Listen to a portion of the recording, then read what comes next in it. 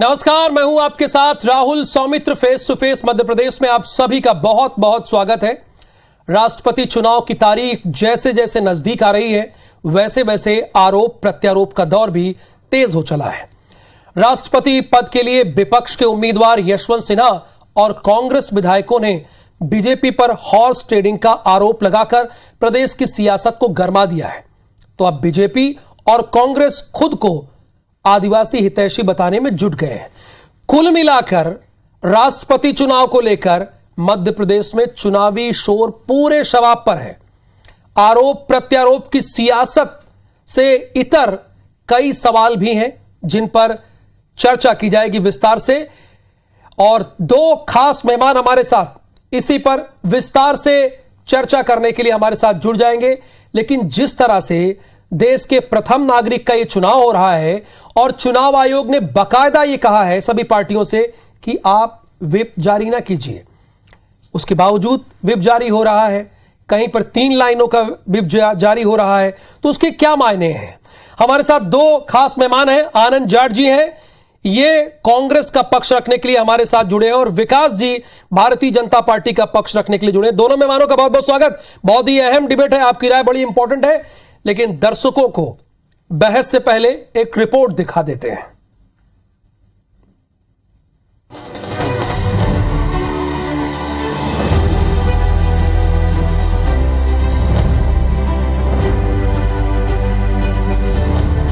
मुझे बहुत खुशी महसूस हो रहा है।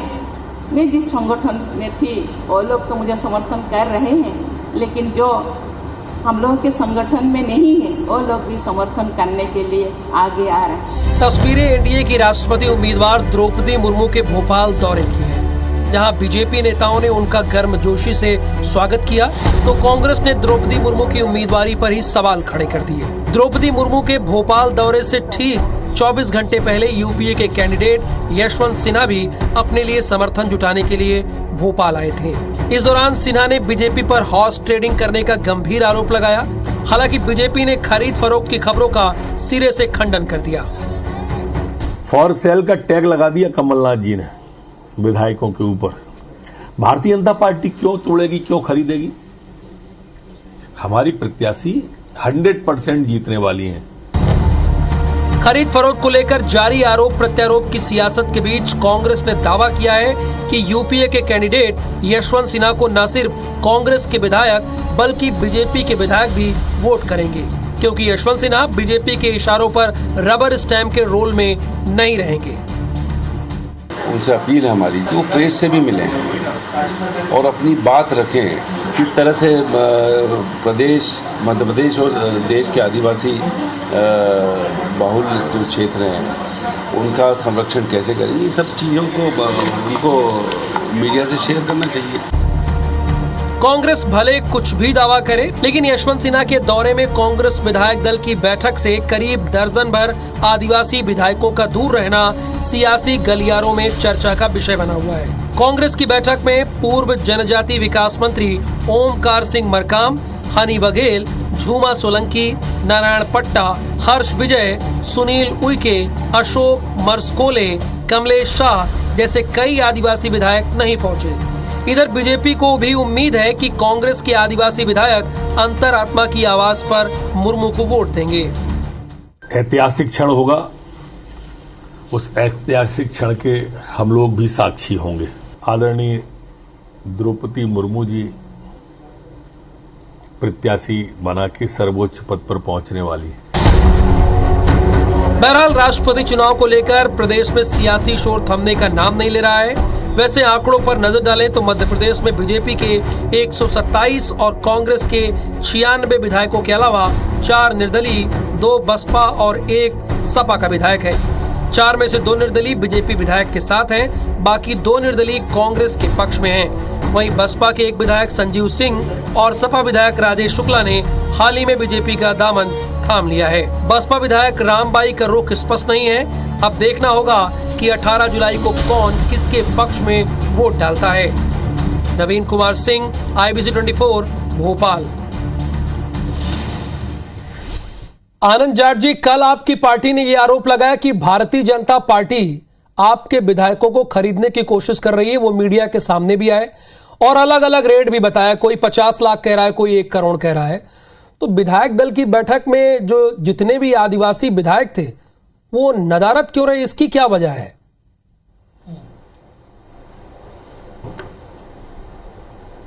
देखिए, आरोप जो खरीद फरोख्त के लगाए हैं वो तो नरेंद्र मोदी जी के प्रधानमंत्री बनने के बाद इस देश में 11 सरकारें अब तक गिराई जा चुकी हैं। तो देश का बच्चा बच्चा जानता है कि खरीद फरोख्त तो होती है या नहीं होती है। रही बात किसी को मंत्री पद का प्रलोभन देना, किसी को पैसों का प्रलोभन देना, ये अलग अलग विधायकों के साथ अलग अलग बातचीत में सामने आया है। और जो विधायक कल विधायक दल की बैठक जब विपक्ष के उम्मीदवार यशवंत सिन्हा जी के साथ हो रही थी उसमें नहीं पहुंचे, उसके बहुत सारे कारण हैं। मध्य प्रदेश में कल जो है वो जिला पंचायत के और जनपद पंचायत और ग्राम पंचायत के परिणामों की घोषणा का दिन था। और आप देख रहे हैं कि किस तरह से मध्य प्रदेश में एक चुनी हुई जो जनता का जनादेश है उसके अपहरण वाली सरकार है, तो उस सरकार पर भरोसा नहीं है। प्रशासन जो है वो किसी दबाव में काम करता है। तो इसलिए सारे विधायक अपने अपने क्षेत्रों में अपने जिला पंचायत का जो नवीन नेतृत्व है जिसके लिए उन्होंने संघर्ष किया, उनके साथ खड़े रहे, उन सारे लोगों के पक्ष में कल नतीजे आने थे। तो उन नतीजों के कारण वो भोपाल में नहीं पहुंच पाए। और आदरणीय कमलनाथ जी जो मध्य प्रदेश कांग्रेस के यशस्वी अध्यक्ष हैं, हम सबके नेता हैं, उनको उन्होंने उचित माध्यम से सूचना भी दी कि हम इस कारण से नहीं आएंगे। तो इसमें कोई बहुत ज़्यादा सोचने और मुद्दा बनाने की आवश्यकता नहीं है, मुझे ऐसा लगता है। बिल्कुल बनाना भी नहीं चाहिए। आपने कहा कि 11 सरकारें गिराई गई हैं और जनता को ये भी पता चला कि विधायक पैसे के कारण बिक भी जाते हैं। पार्टी निष्ठा से बड़ी चीज पैसा भी होता है, ये भी तो जनता को समझ में आया होगा ना आनंद जी? नहीं, पैसा नहीं, खरीद नहीं, पैसा ही अकेला नहीं है। हाँ। भाई आप भी जानते हैं Rahul ji, income tax enforcement directorate जिसे ईडी कहा जाता है, सीबीआई है, और उसके बाद जज लोया इधर उधर पैसा जो किया होगा उसी के घर में तो कई सारी जो आएगी ना। पैसा जो इधर उधर किया होगा आपके घर थोड़ी कोई आ जाएगा। आप ईमानदार आदमी है। आनंद जाट कांग्रेस के एक ईमानदार प्रवक्ता है। आपके घर कोई आ ही नहीं सकता डंके की चोट में। मैं कह रहा हूं जो इधर उधर पैसा करेगा उसी के घर तो आएगा। सर, ये काल्पनिक सवाल जो है इसका कोई औचित्य नहीं है राहुल जी। ये आप सब देख रहे हैं कि जैसे ही भारतीय जनता पार्टी कोई व्यक्ति ज्वाइन कर लेता है तो वो गंगा जल से शुद्ध पवित्र होकर वॉशिंग मशीन से धुलकर बाहर आ जाता है। ये हम सब देख रहे हैं। आप कैसे दौर में इस तरह के ईमानदारी के और बेईमानी के टैग लगाकर घूम रहे हैं लोगों को, ये पूरा देश जान रहा है। अच्छा। टीएमसी में एक सांसद थे मुकुल राय जी, वो भारतीय जनता पार्टी ज्वाइन करते हैं और उसके बाद उनके राष्ट्रपति चुनाव पे ही बात कर रहे थे ना, जो ये आरोप प्रत्यारोप लग रहा है। देश का प्रथम नागरिक आप ही तो आप जिस तरफ डिबेट को ले जाएंगे सर उसी तरफ बात करूंगा ना। मैं तो जवाब दे रहा हूं जी। विकास जी, राष्ट्रपति जी का चुनाव है और राष्ट्रपति विकास जी, आनंद जाट जी का ये कहना है कि उनके जो बहुत सारे विधायक नहीं आए, वो चुनाव में व्यस्त थे, परिणाम आ रहे थे और चूंकि विश्वास आप सरकार नहीं है आपकी सरकार पर, इसलिए वो रुके रहे, बैठक में नहीं आए।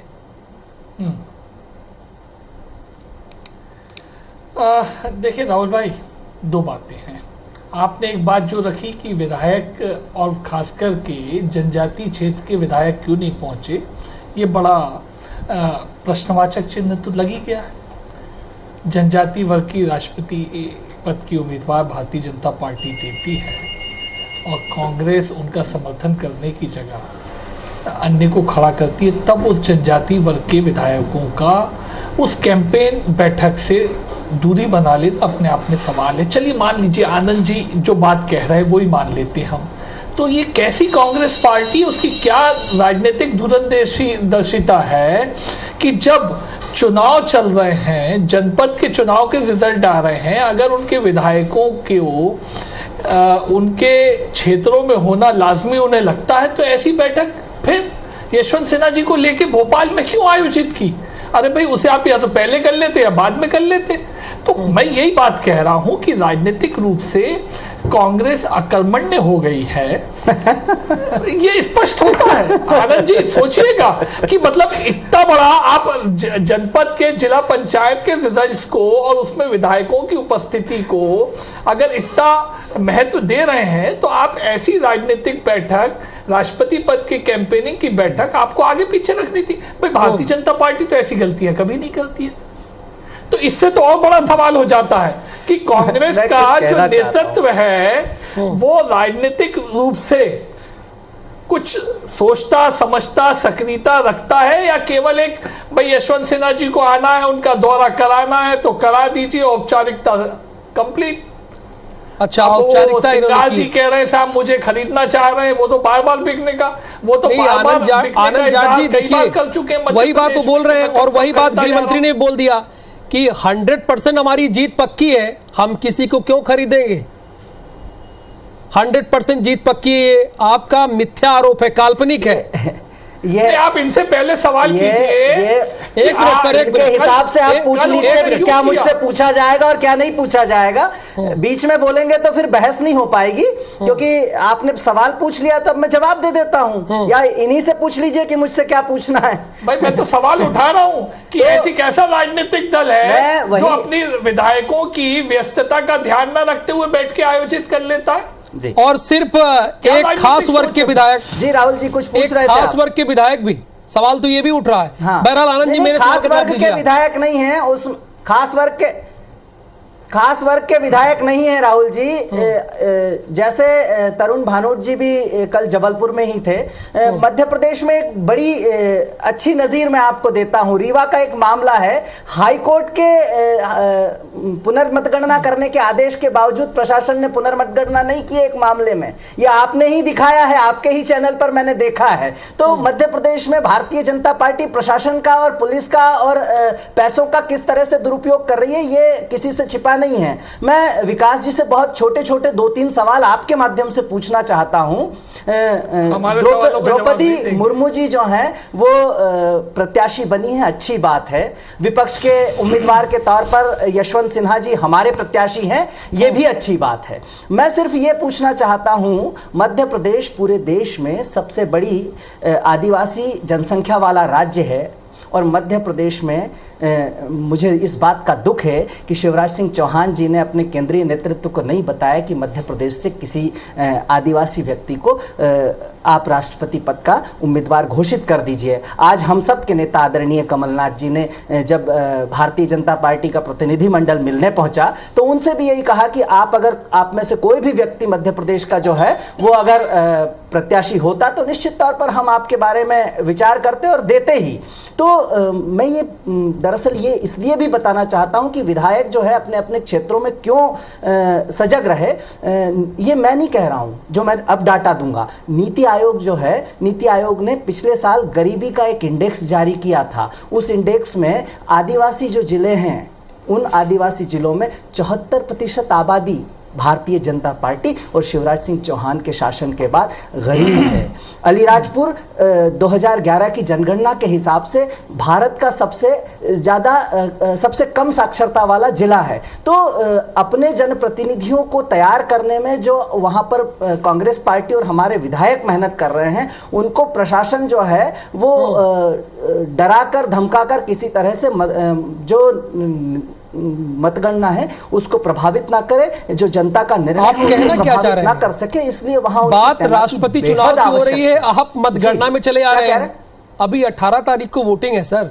आनंद जाट जी नहीं, आपने जो प्रश्न पूछा उसी प्रश्न का उत्तर दे रहा हूं। मैं तो ये कह रहा हूं कि मध्य प्रदेश से कांग्रेस पार्टी ने आदरणीय डॉक्टर शंकर दयाल शर्मा जी को पहले ही राष्ट्रपति बना दिया था, और कांग्रेस पार्टी की ये मांग है कि मध्य प्रदेश से आदिवासी चेहरे को क्यों नहीं बनाया गया। अगर कोई अरे एक आदिवासी चेहरा तो है, भील समाज का, अब मध्य प्रदेश का है, ओडिशा का है, कहीं का भी एक आदिवासी चेहरा तो है। अब भाई उसमें कांग्रेस का क्या स्टैंड है?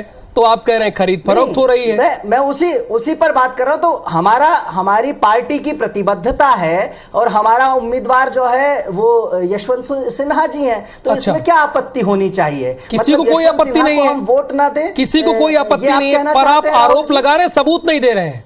आरोप लगा रहे, सबूत नहीं दे रहे। ब्रेक के बाद विकास जी इसका जवाब लेंगे। विकास जी, आप कई जगहों पर यह कह रहे हैं, आपकी पार्टी ये कह रही है कि आपकी जीत 100% पक्की है, ऐसे दावे किए जा रहे हैं। तो फिर ये कांग्रेस की तरफ से आरोप प्रत्यारोप का दौर क्यों चल रहा है कि आप लोग खरीद फरोख्त भी कर रहे हैं, रिझा भी रहे हैं उनके विधायकों को? इसमें कितना दम है इस बात में? नहीं, मुझे लगता है ये बात तो कांग्रेस से ही पूछनी चाहिए कि आखिर ऐसी क्या बात है कि इस तरह का प्रयास कोई भी अन्य राजनीतिक दल करेगा जिसके पास में पूरे नंबर हैं, पूरे वोट हैं जीतने के लिए, और जो हम एक अच्छा देश के लिए, देश के विकास के लिए, सामाजिक सौहार्द के लिए एक अच्छा रणनीतिक कदम उठा रहे हैं, तो हमें क्या मान। और मैं तो यूं कहूंगा आनंद भाई को कि ये कह रहे थे मध्य प्रदेश का कोई होता तो हम सपोर्ट कर देते। चलिए, उड़ीसा कांग्रेस शायद ये पहल कर लेगी कि वो द्रौपदी मुर्मू जी को सपोर्ट करेगी वहां पे। मध्य प्रदेश में आनंद भाई अगर इस बात की वकालत कर सकते हैं वैसी परिस्थिति में, तो उड़ीसा में तो कम से कम होना चाहिए कांग्रेस की तरफ से। लेकिन विकास जी, वो तो देश के प्रथम नागरिक का चुनाव है, राज्यों में उन्हें ना बांटा जाए तो बेहतर है। अब कैंडिडेट तो भले भी अगर आनंद जाट जी समर्थन करना चाह रहे हैं तो कैंडिडेट तो वही है ना आनंद जी। जी, मैं दो महत्वपूर्ण बातें यहाँ कहना चाहूँगा कि मध्य प्रदेश में शिवराज सिंह चौहान जी आदिवासियों का विकास नहीं कर पाए, लेकिन ये बहुत अच्छा मौका था। और कांग्रेस पार्टी चूंकि राष्ट्रपति के पद को बहुत सम्मान की दृष्टि से देखती है, बड़ा पद है और देश का प्रथम नागरिक का पद है, इसलिए इसमें जात, समाज और इन सब चीज़ों को नहीं लाना चाहिए। लेकिन चूंकि भारतीय जनता पार्टी इस संकीर्ण सोच के साथ इस चीज़ को बहुत मीडिया में हाईलाइट करके और प्रवक्ता बयान देकर इसको हाईलाइट कर रहे हैं, मैं केवल ये कहना चाहता हूँ कि प्रदेश जो है मध्य प्रदेश, वो पूरे देश में सबसे बड़ी आदिवासी आबादी को रखता है। और अगर यहाँ से अगर कोई व्यक्ति होता, कोई हमारा कोई भील भाई होता या कोई गोंड समाज का व्यक्ति होता तो कोई दिक्कत थोड़ी ना थी, हम समर्थन करते। लेकिन चूंकि मध्य प्रदेश में शिवराज सिंह चौहान के राज में, अच्छा, यहाँ का आदिवासी ठीक है, बाकी आदिवासी नहीं है, आदिवासियों पर अत्याचार होते हैं, तो यहाँ के लोगों को सशक्त करना नहीं है ना, यहाँ पर सशक्त करना नहीं है। इस पर राजनीति करने की आवश्यकता नहीं है। ये इस देश के अभिमान का पद है, देश के गौरव का पद है और 135 करोड़ लोगों के अभिभावक का पद है राष्ट्रपति का। इस पर क्या जातिवार राजनीति होनी चाहिए? राहुल जी, मैं आपसे शर्तों के आधार पर विकास जी सपोर्ट कर सकते थे।